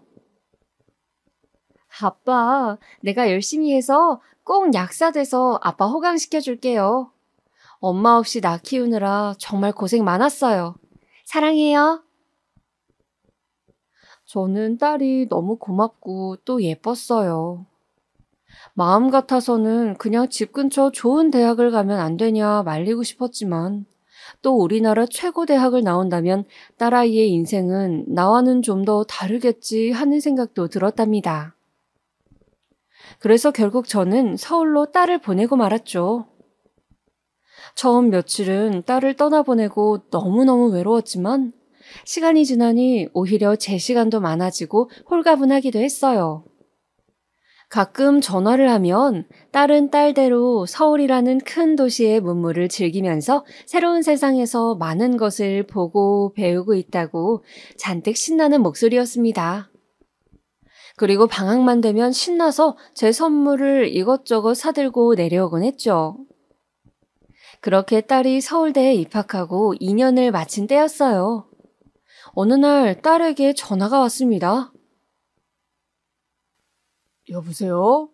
딸내미 잘 있어? 별일 없지? 불길하게도 수화기 너머의 딸은 대답이 없었습니다. 그러고 보니 요즘 좀 전화가 뜸했던 것 같다는 생각이 머리를 스치고 지나더군요. 여보세요? 지연아, 듣고 있어? 한참 만에 들려온 딸의 목소리는 잔뜩 가라앉아 있었고 갈라져 있었습니다. 아빠 보고 싶어. 저기 서울로 지금 좀 오실 수 있어요? 아빠가 너무 보고 싶은데 내가 갈 수가 없어요. 저는 뭔지 모를 불길한 예감들을 떨치며 그 길로 차를 몰고 4시간이나 되는 거리를 달려 딸의 자취방으로 갔습니다. 가는 동안 여러 가지 잡생각과 걱정이 몰아쳤지만 지금은 그저 어쨌든 큰일이 있었다면 멀쩡히 전화를 하지 못했을 거라고, 최소한 어디를 크게 다친 것은 아닐 거라며 위로를 했어요. 사실 딸은 이상하게 이번 겨울방학에는 집에 오지 않고 3학년 준비를 하겠다고 했습니다. 취업 준비도 미리 하려면 토익 학원도 다녀야 하고 이것저것 할 일이 많다고 하더라고요. 저는 그 말을 믿고 내심 섭섭했지만, 그래, 취직 준비를 요즘은 3학년부터 한다더라. 바쁜데 어쩌겠니? 그냥 다음에 아빠가 한번 서울 갈 일 있으면 들르마. 하고 얘기했었어요. 그리고 저도 지점일이 바빠서 올라가지 못하고 유야무야 했었죠. 띵동, 띵동. 간신히 딸이 살고 있는 원룸 건물로 들어서 딸의 집 초인종을 눌렀습니다. 딸은 학교 앞 신축 풀옵션 원룸에 살고 있었어요. 8평 정도 되는 집이었죠. 끼익! 무거운 소리를 내며 현관문이 열렸습니다. 그리고 열린 문틈 사이로 저에게 제일 처음 보인 것은 딸의 동그랗게 부풀어 오른 배였어요. 지연아, 딸, 너 몸이 왜 이러니? 딸은 하루 종일 울어서 퉁퉁 부은 것이 분명한 얼굴로 저에게 애써 미소를 짓더군요. 아빠 잘 지냈어요? 내가 내려갔어야 하는데 미안해요. 들어오세요. 오래간만에 방문한 딸의 자취방에는 현관에 남자 신발이 한두 켤레 나뒹굴고 있었고 옷장에도 남자 점퍼 같은 옷이 걸려있고 어딘지 제 딸의 집 같지 않은 남자 물건들이 보였습니다. 저는 순간 머릿속이 하얗게 되더군요. 너무 말도 안 되는 상황을 접하니 생각 회로가 끊겨버린 듯 했어요. 한참을 넋나간 사람같이 앉아있던 저는 딸이 뒤뚱거리며 힘겹게 가져다준 물 한 잔을 다 비우고 딸에게 다그쳐 물었습니다. 그간의 사정을 어서 말하라고요. 도대체 네 몸이 왜 이러냐고 말이죠. 딸은 사시나무처럼 떨면서 이야기를 시작했습니다. 딸이 막 대학 신입생으로 들어왔을 때 지방에서 처음 서울살이를 하는 터라 너무 외롭기도 하고 또 같은 과 친구들이 자신을 촌뜨기로 볼까봐 한동안은 서울말을 연습하기도 하는 등 사람들과 어울리는 일이 쉽지 않아서 외로웠다고 해요. 그래서 딸은 중앙 동아리라도 들자 하면서 게임 동아리를 들었는데 거기서 컴퓨터 게임을 이것저것 많이 하게 되었다고 합니다. 원래도 좀 이과 성향인지라 게임하면서 스트레스가 많이 풀리더래요. 그렇게 게임을 취미로 많이 하다 보니까 학교 동아리 말고도 온라인으로 같이 게임을 하다가 사람들을 만나는 정모도 하게 되고 정모를 나가보니 게임이라는 공통 취미 때문에 즐거워서 술자리도 하게 되곤 했다고 합니다. 그러다 거기서 한 남자를 만나게 되었다고 합니다. 그 남자는 자신은 농구를 하다가 프로 농구 선수가 되지 못해서 대학을 일반 경영학과를 가서 회사를 다니고 있다고 소개했다고 합니다. 키도 크고 눈썹이 진한 훈남 외모의 그 청년에게 제 딸은 호감을 느꼈대요. 나와 다르게 뭔가 세련된 사람 같다는 생각을 하면서요. 몇 번을 만나 게임도 하고 같이 맥주도 마시고 하면서 제 딸은 더욱 그 사람과 친밀해졌습니다. 함께 맛있는 것을 먹고 하다 보니 서로 연애를 하기로 얘기가 되었고 계속 밖에서 만나다 보니 그 사람을 자취방에도 들이게 되었다고 했습니다. 저는 그 대목에서 경솔한 딸의 행동에 너무 화가 났지만 바쁘다는 명분으로 자주 올라와 체크하지 못한 제 탓도 크다는 생각에 괴롭더군요. 그 사람은 회사 일을 하다가 한 번씩 피곤하다고 와서 자고 가기도 하고 일요일에 딸의 집에서 간식을 만들어 먹기도 했다고 합니다. 그때는 세상을 다 가진 것처럼 바보같이 그 사람에게 빠져서 지냈다고 딸은 울면서 이야기를 하더군요. 그런데 그렇게 지내던 어느 날 우연히 화장실을 간 그 사람 핸드폰에 전화가 오는데 전화를 전해주려다 딸은 그만 실수로 통화 버튼을 눌렀다고 합니다. 여보, 오늘 언제 온다고 했지? 저녁 해야 돼? 수화기 너머로 다정한 여자의 목소리가 들렸다고 합니다. 그리고 확실치는 않지만 아기 웅얼거리는 소리도요. 딸아이는 너무 충격을 받아서 그만 핸드폰을 떨어뜨리고 말았대요. 그리고 화장실을 나온 그 사람에게 따져 물었답니다. 오빠, 방금 전화 오던데 누구야? 저녁 해야 되냐고 묻던데. 부탁인데 솔직하게 말해줬으면 좋겠어. 남자는 자신을 뚫어져라 노려보며 추궁하는 제 딸의 눈을 보면서 자신이 사실은 유부남이라고 고백했다 하더군요. 갓 돌이 된 아기가 있다고. 삶이 너무 지쳐서 게임 정모라도 나가면 활력이 생길 것 같아서 나갔는데 너에게 반해버렸다고. 그래서 유부남이라고 하면 상대를 안 해줄까봐 이런 일을 저질렀다고요. 딸은 당장 나가라고 소리를 지르며 그 남자를 쫓아내고 이별을 고했다고 합니다. 딸의 인생의 첫 연애이자 첫 이별이었죠. 그리고 그 후로 입맛도 없고 구역질도 나는 것 같아서 한동안 식음을 전폐하다가 이상하게 그 후에는 또 입맛이 돌아서 아, 내가 실현당하고 이제 다시 회복을 하나 봐 하면서 입맛도 는 대로 먹고 싶은 것을 마음껏 먹었다고 해요. 그러다 보니 살이 5kg 이상 단기간에 확 붙으면서 뭔가 나른하고 모든 일에 기력이 딸리는 느낌이 들었다고 합니다. 특히 뱃살이 너무 쪄서 바지도 맞지 않고 불편해서 같은 과 친구가 효과 좋았다고 하던 다이어트 약을 처방해준다는 병원을 방문했는데 의사는 이런저런 증상들을 듣더니 고개를 갸웃하고는 일단 소변 검사를 해보자고 했대요. 염증 수치 같은 것을 체크해봐야 된다고요. 딸은 그렇게 소변 검사를 하고 임신이라는 청천벽력 같은 소리를 들었다고 합니다. 여자였던 의사 선생님은 임신이고 입덧 증상이 있었던 것으로 보아 개월이 좀 된 것 같으니 어서 산부인과를 가서 정확하게 몇 주나 되었는지 확인을 해보라고. 생리주기 체크 안 하냐고 자기 일처럼 안타까워 하셨다고 해요. 제 딸은 고등학생 때 입시 준비를 하면서 생리불순이 심해서 굉장히 불규칙하게 생리를 했었거든요. 제 아내도 그랬기 때문에 저도 석류다 뭐다 좋다는 것을 챙겨 먹였고요. 그런데 그 불규칙한 주기 때문에 딸은 자신이 임신했다는 것도 모른 채로 몇 개월을 지내왔던 것입니다. 마침 입덧으로 살이 쪄서 난생 처음 뱃살이 찌니 불편한가 보다라고 배가 조금 나온 것도 별스럽지 않게 여겼던 거예요. 저는 기가 차서 할 말이 없었습니다. 뱃살이 찐 것과 임신한 것을 헷갈리다니. 아무튼 정신이 번쩍 든 딸은 그 길로 허둥지둥 산부인과를 찾아갔다고 합니다. 그리고 임신 3개월이라는 진단을 받았는데 그 남자의 아이가 틀림없어서 정말 싫었지만 어쩔 수 없이 그 사람과 연락을 했다고 합니다. 사실 아이를 낳을 수 없으니 지우겠다는 이야기를 하려고 전화를 한 것인데 그 사람은 제 딸에게 그동안 보고 싶었다면서 한 번만 만나서 우리 이야기를 다시 하자고 제 딸을 설득했대요.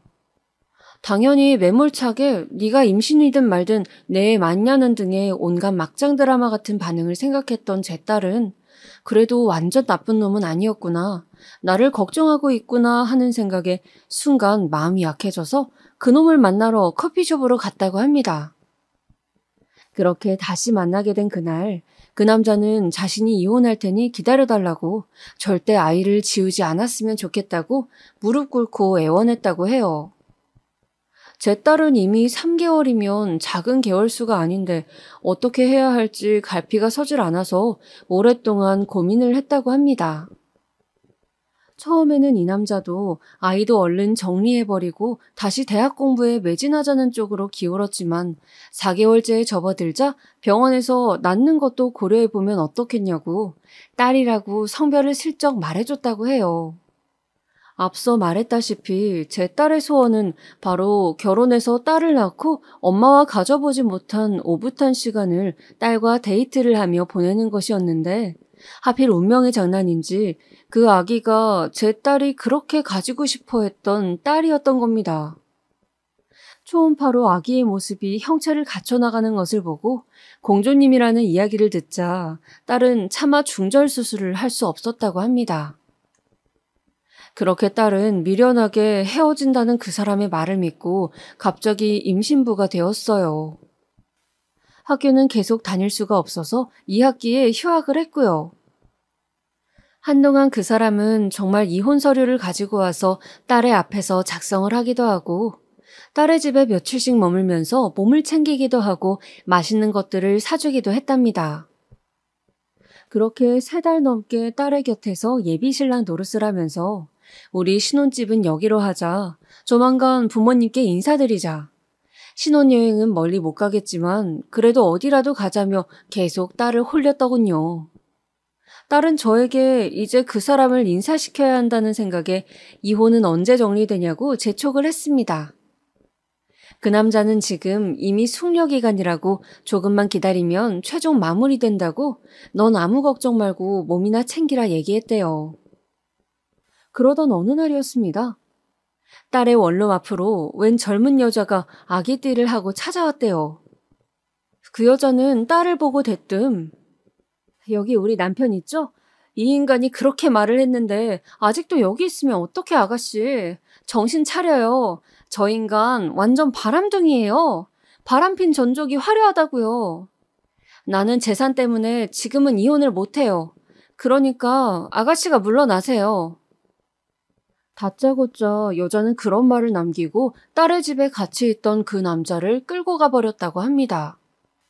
남자는 다시 연락이 와서 지연아, 내가 꼭 정리할 테니 기다려. 그동안 우리 아기 잘 있을 거라고 믿을게. 사랑해. 내 사랑은 오직 너뿐이야. 꼭 기다려줘. 하며 전화를 끊었다고 합니다. 딸은 혼란스러웠지만 1달 정도를 더 기다려봤대요. 그런데 그 후로 남자는 연락이 되질 않아서 딸은 속은 것이 아닐까 미칠 지경이 되어서 사방으로 남자를 찾아다녔다 합니다. 남자가 다닌다고 말한 회사로 찾아가 보기도 하고 산다고 한 동네 집 앞에 가서 수소문해 보기도 하면서요. 그런데 그날 이후 남자의 흔적은 모두 사라지고 어디 멀리로 이사를 간 것인지 전화도 불통이 되고 행방이 묘연해졌다고 합니다. 딸은 긴 이야기를 마치고 울면서 저를 보면서 말했습니다. 아빠, 내가 아빠가 놀랄까봐 혼자 잘 수습해보려고 했는데 알고 보면 나쁜 사람 없다던 아빠 얘기를 내가 믿고 그 사람이 이혼할 거라고 생각한 게 너무 순진했나 봐. 차라리 임신 초기에 아빠한테 말했다면 좋았을 텐데. 난 진짜 헛똑똑이인 것 같아. 이제 6개월이나 됐는데 어떡하지? 저는 그 길로 딸을 산부인과로 데리고 갔습니다. 아기는 안 되었지만 내 딸의 인생을 망칠 수는 없었어요. 그래서 독하게 마음을 먹고 뱃속에서 자라고 있는 아이를 어떻게든 내 딸의 인생에서 지워야 한다고 생각했죠. 그렇게 산부인과를 가서 의사 선생님께 사정을 했는데 대부분 병원에서는 중절 수술 자체가 불법이고 이미 6개월이라 위험하다는 이야기만 했습니다. 시기도 늦었을 뿐더러 잘못하면 산모나 아이나 좋지 않다는 말뿐이었어요. 저는 필사적으로 산부인과에 전화를 걸어 사정을 이야기하였지만 대부분은 안 된다며 끊어버리더군요. 그러다가 겨우 중절 수술을 해준다는 병원을 찾았습니다. 그 병원은 제가 애걸복걸하면서 딸아이의 인생이 달렸다고 매달리자 자신도 불법행위이지만 같은 부모로서 그 마음 안다고 수술을 해보자고 어렵게 말씀해 주시더군요. 그렇게 딸은 중절 수술 날짜를 간신히 잡고 병원으로 가게 되었죠. 저는 한시름 놓았다 싶었습니다. 이제 수술을 무사히 끝내고 딸 몸만 잘 추스르면 된다는 생각으로 딸에게 걱정 말고 한숨 푹 잔다 생각하라고, 아빠가 휴가 내서 몸조리 도와줄게 라고 딸의 손을 잡고 이야기했어요. 딸은 어딘지 모르게 어두운 표정으로 수술실로 들어갔고요. 저는 초조하게 수술실 밖에서 딸을 기다렸습니다. 그런데 1시간은 걸릴 것이라던 수술실 문은 들어간 지 10분이 되질 않아 다시 열리는 것이었어요. 그리고 여전히 동그랗게 부푼 배를 하고서 딸아이가 다시 나오더군요. 침대에 누운 채로 딸은 눈물을 흥건히 흘리고 있었습니다. 저는 얼른 달려가 딸의 손을 잡았습니다. 아빠, 나 이 아기 이렇게 하늘나라로 보낼 수 없어. 내가 엄마인데 그렇게 할 수가 없어. 멀쩡한 아기를 어떻게 그래. 내 딸인데. 내 딸이야, 아빠. 저는 하늘이 무너지는 것 같았습니다. 수술장에 들어가서 수술 과정을 듣는데 개월수가 많아 실제 아기를 출산하듯이 출산하고 그 후 팔다리가 다 있는 멀쩡한 아기를 하늘나라로 보낸다는 그 말을 듣고 제 딸은 도저히 수술을 할 수가 없었다고 합니다. 이미 아기는 사람의 형체로 너무 자라 있었고 제 딸의 뱃속에서 움직이고 있었으니까요. 그렇게 제 딸은 미혼모의 길을 선택했습니다. 저는 필사적으로 설득하고 또 설득했지만 무엇보다 생명이 중요하다는 딸의 이야기를 결국 들어줄 수밖에 없었습니다. 그럼 아이 아빠를 찾아가 단판을 짓자고 했지만 딸은 어디 있는지 모르고 사진 한 장 없다고 했어요. 흥신소라도 이용해서 찾아보겠다 하니 원치 않는다고, 다시는 보고 싶지 않다고 우는 것이었습니다.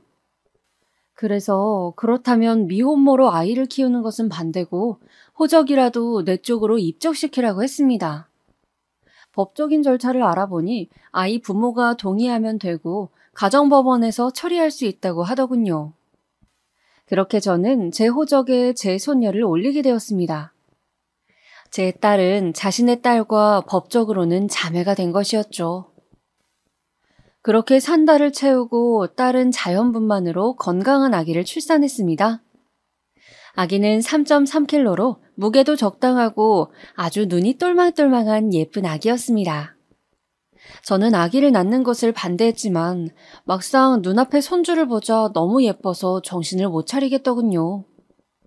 제가 부지점장으로 받는 월급이 꽤 되었기 때문에 1년 동안 딸은 학교를 휴학해둔 채로 산후조리를 하면서 아주머니도 쓰고 편하게 몸조리를 하게 했습니다. 이렇게 우리 가족은 새 식구가 되었죠. 딸은 가끔 병원에 예방접종을 가거나 검진을 가면 부부가 아기를 데리고 오는 사람들을 볼 때마다 눈가에 눈물이 고였습니다. 저 몰래 눈물을 닦다가 들킨 적도 있었죠. 자신도 한부모 가정에서 자랐는데 딸마저 그런 신세가 되었다며 딸은 마치 수도꼭지처럼 눈물을 흘렸습니다. 저 역시 그런 딸에게 뭐라고 해줄 말이 없었습니다. 왜 그랬냐고 저야말로 딸에게 화를 내고 싶은 기분이었죠. 왜 그렇게 경솔하게 어디서 굴러먹었는지 모르는 놈에게 마음을 덜컥 줘버렸냐고. 대책 없이 그놈을 왜 기다렸냐고. 자기 몸 건사를 왜 못했냐고 말이죠. 그러나 눈물을 달고 사는 딸아이에게 더 이상 상처를 줄 수는 없었어요. 어차피 상황은 그런 말을 해서 서로 상처받지 않아도 충분히 힘들었습니다. 저는 손녀가 돌이 되고 난 후 단호하게 말했어요. 내가 아주머니 쓰면서 아기를 돌볼 테니 너는 대학에 복학하라고. 딸은 아직 아기가 돌밖에 안 되었는데 그게 말이 되냐고 했지만 저는 네가 대학을 졸업하고 얼른 직장을 잡아야 먹고 사는 문제가 해결되고 이 아기도 경제적인 문제가 해결된다고, 내가 언제까지 살아있을 것 같냐고 딸을 설득했습니다. 딸은 저의 설득에 독하게 마음을 먹고 서울로 가더군요. 그렇게 딸은 아기를 저에게 맡겨두고 주말마다 아기를 보러 오면서 힘들게 대학을 졸업했습니다. 저는 아기 봐주시는 아주머니와 또 근처에 살고 있던 누이 동생의 도움을 받아 겨우겨우 직장을 다니면서 아기를 키웠어요.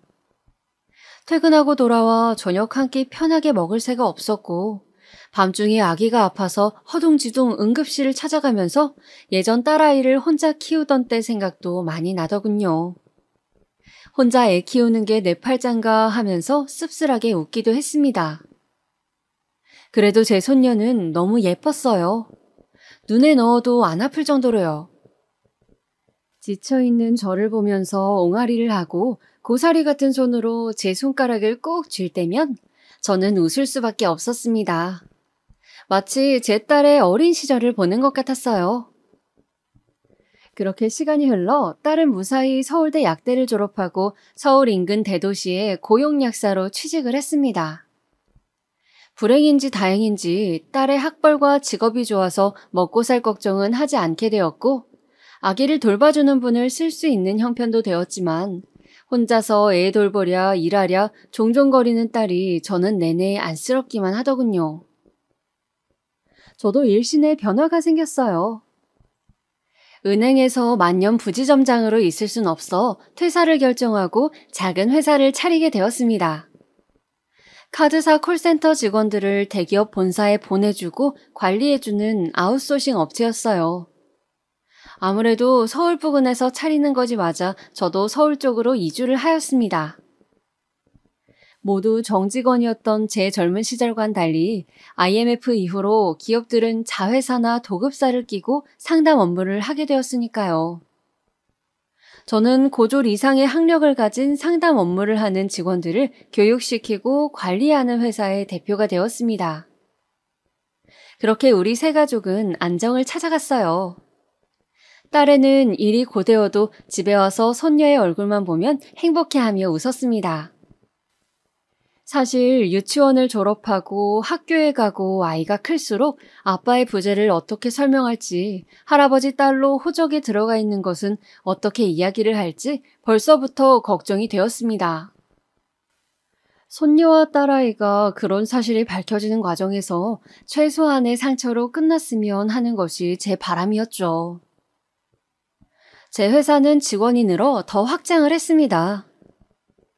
저는 은행 재직 시절 알던 인맥들이 있어 일을 따내기가 쉬웠고 콜센터 직원 고용 계약을 원하는 대기업들이 많았습니다. 저는 기존의 관리자로 일을 쳐내기에는 너무 일이 과도함을 느껴서 새로 관리직을 몇 명 채용하기로 했습니다. 채용을 위해 면접을 보게 되었는데 그중 인상 깊은 친구가 있더군요. 큰 키에 사람 좋아 보이는 훈훈한 인상이었습니다. 운동선수라고 해도 좋을 정도로 덩치가 좋았어요. 물어보니 고등학교 때까지 운동선수 경력이 있다고 하더군요. 지금은 평범하게 카드사에 입사해서 일한 지 오래되었고 두 아이의 아빠로서 책임감을 가지고 일하겠다는 포부를 밝혔습니다. 면접을 보면서 저도 손녀가 있다고 너무 이쁘다고 하자 그 젊은이는 자신도 딸과 아들이 있는데 너무 예쁘고 사랑스럽다고 벌써 손녀가 있으셔 좋으시겠다고 하더군요. 저는 그 친구에게 매니저라는 직함을 주고 김 매니저라고 부르며 친하게 지냈습니다. 카드사 본사의 경력이 오래되어서인지 일도 깔끔하게 잘하고 은행 쪽 업무가 더 잔뼈가 굵었던 저보다 오히려 업무적으로 도움받을 일도 많이 있었어요. 김 매니저와 저는 한 번씩 술도 한잔 하는 정도로 친해졌습니다. 업무 이야기도 하고 서로 사는 고충을 이야기하며 저는 그렇게 정을 쌓아갔죠. 그는 아내 이야기를 하면서 자식들과 행복하다고 하면서도 자신이 사실 여자를 좋아한다고 고백하더군요. 놀라서 무슨 소리냐고 하자 그런 거 있잖아요. 왜 아내처럼 소중하고 그런 건 아닌데 한 번씩 연애의 짜릿함을 느껴보고 싶은 그런 욕망이 있다고 하더라고요. 실제로 몇 번 데이트도 하고 그랬다고요. 저는 순간 제 딸의 인생을 망친 그 유부남이 생각나서 화가 치밀어 올랐습니다. 그래서 저는 김 매니저에게 술을 거나하게 먹고는 그런 식으로 부도덕하게 살지 말라고 소리를 질렀죠. 김 매니저는 제가 술에 취해 그런 줄로 생각하고 그냥 네네 하면서 저를 부축하더라고요. 저는 김 매니저의 그런 부분은 마음에 들지 않았지만 대놓고 딴 살림을 차리는 것도 아니고 내가 김 매니저 마누라도 아닌데 라는 생각으로 그 후에도 적당히 친하게 지냈습니다. 일요일이면 함께 등산도 가고 하산하면서 막걸리에 파전을 걸치기도 하고요. 그런 시간들이 새로운 활력이 되는 것 같았어요. 한동안 제가 그렇게 얼굴에 혈색이 돌자 딸이 저녁을 먹다가 묻더군요. 아빠, 요즘 무슨 좋은 일 있어요? 얼굴이 좋아 보이세요. 아빠가 요즘 부하 직원 중에 굉장히 친해진 직원이 있거든. 그 녀석이랑 술도 한잔하고 등산도 하고 하니 하루하루 즐겁고 재미있더구나. 딸은 기뻐하면서 그럼 아빠랑 친한 그 직원분 언제 저녁 식사에 초대하라고 어떤 분인지 궁금하다고 하는 것이었습니다. 아빠랑 그렇게 친하다는데 한번 식사 대접을 하고 싶다는 거였어요. 저는 딸이 그렇게까지 이야기를 해주니 더 신이 나서 지난 일요일 같이 등산을 가서 찍은 사진을 보여주었습니다. 봐봐, 여기 연두색 등산 점퍼 입은 친구? 이 친구가 바로 김 매니저야. 일도 잘하고 굉장히 좋은 친구야. 정상에 올라가서 우리 둘이 이렇게 만세를 부르면서 사진도 찍었다니까. 그런데 어쩐지 폰 사진을 보는 제 딸의 반응이 심상치가 않았어요. 딸은 제가 잡고 있던 딸의 어깨가 조금 떨리더니 딸은 제 말에 대답을 하는 둥 마는 둥 하면서 갑자기 몸이 안 좋다고 방에 가서 쉰다고 했습니다. 그 후로 며칠간 딸은 컨디션이 안 좋다고 방에 쏙 들어가 버리고 아이 케어만 열심히 할 뿐 저에게 말을 걸지 않았어요. 저는 딸이 갑자기 왜 저러나 싶었지만 무슨 일이든 있다면 이야기해주겠지 싶어서 기다려보기로 했습니다. 그렇게 한 달 정도 시간이 흐른 무렵 딸이 저에게 떠보는 듯이 말을 걸었습니다. 아빠, 그때 그 김 매니저라는 분하고 잘 지내고 있어? 그 친구 잘 있지. 한번 오라고 할까?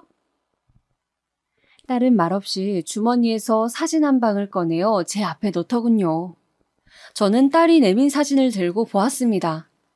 딸과 어깨동무를 하고 환하게 웃고 있던 그 얼굴은 바로 김 매니저였습니다.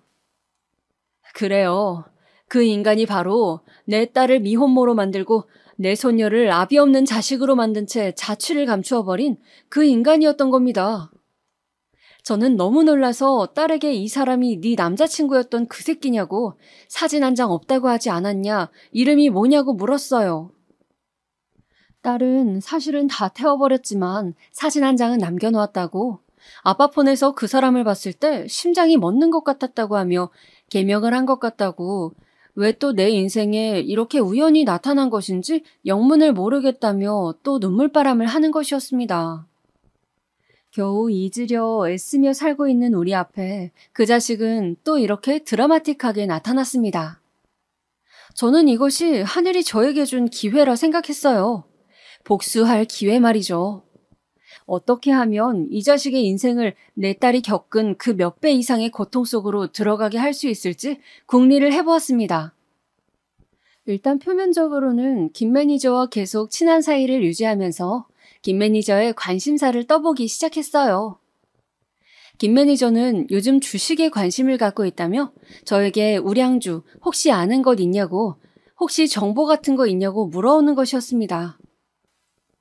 저는 이때다 싶어 처음에는 모른다고 잡아떼며 감질나게 하다가 마침내 직장 다니다 때려치고 아예 지인들 주식만 돌려주는 일을 하는 친구가 있다고 원한다면 소개해주겠다. 그런데 손해를 볼 수도 있으니 신중하게 생각하라고 운을 띄워놓았습니다. 실제로 그렇게 소일거리 삼아 용돈벌이를 하는 친구가 있었거든요. 그 친구는 오랜 이 바닥의 경험으로 그래프상의 지표를 보고 작전주의인지 아닌지를 기가 막히게 잘 찍어내는 친구였습니다. 큰 세력들이 작전을 들어갈 때에 따라 돈을 넣었다가 빠지기 직전에 낌새를 채고 빼는 방식으로 저와 제 주변 지인들의 재산을 꽤 불려줬죠. 저는 그 후로 김 매니저와 술을 한잔할 때마다 은근슬쩍 주식 수익률에 대한 이야기를 던졌습니다. 그리고 많이 위험하다고 알려져 있는 선물 거래까지도 이 친구가 하는데 아직 마이너스가 크게 난 적이 없고 거의 회복했다며 계속해서 유혹의 말을 남겼습니다. 김 매니저는 본인도 카드사에 오래 있었던지라 선물은 위험해서 내키지 않는다고 주식한다는 그 친구분 진짜 작전줄을 아는 거냐고 못 믿는 기색이었지만 사람이란 본디 같은 말을 반복해서 계속 듣고 옆 사람이 계속 수익이 나는 것을 보여주면 넘어오게 되어 있죠. 결국 지속적으로 제 이야기를 듣고 제 통장 잔고를 보여주고 장기간 이득이 난 것을 확인한 김 매니저는 제 친구에게 주식 컨트롤을 맡기게 되었습니다. 처음에는 경계 모드로 1,000만 원 정도를 넣더니 6개월 이상 10에서 20% 이상의 수익이 나자 아파트 청약이 당첨되어 잔금을 치려고 모아둔 2억의 대부분을 몽땅 밀어넣으면서 과감하게 투자하더군요.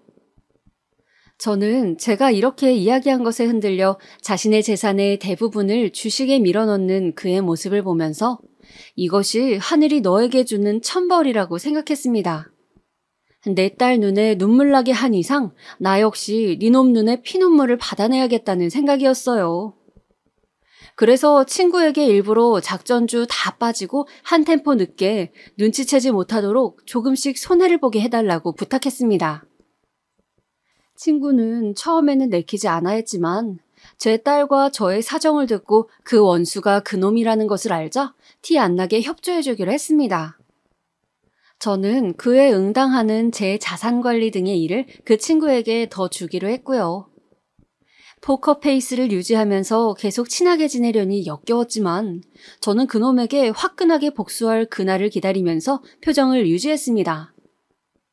처음에 수익률이 잘 나자 김 매니저는 무척 고마워하더군요.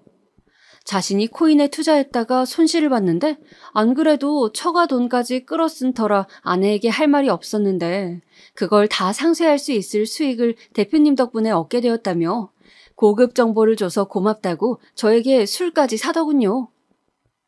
그리고 드디어 복수의 그날이 왔습니다.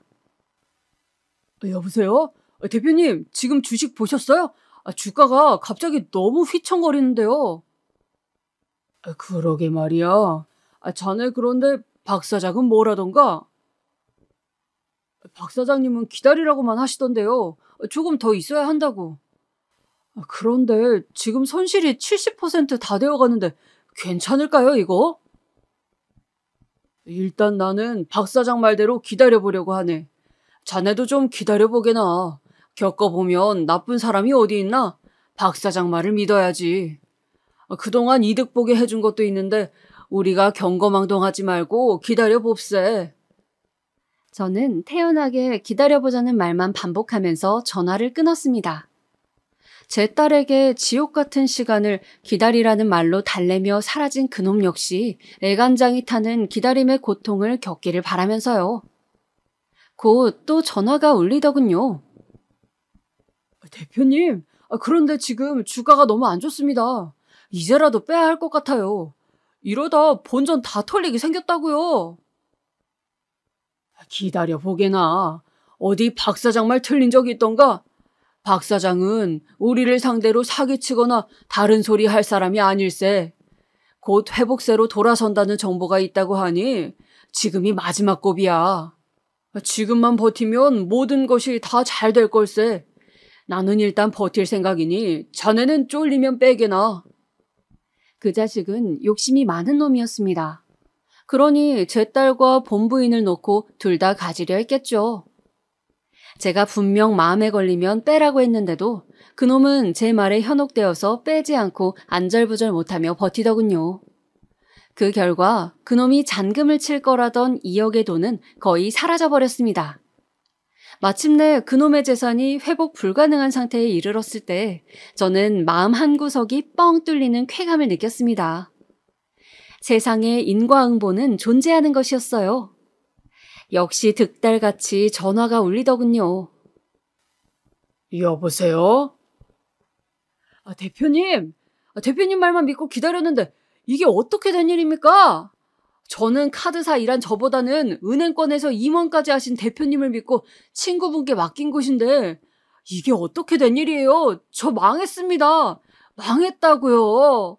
계속 기다리다가 지금 온 가족이 길바닥에 나앉게 생겼습니다.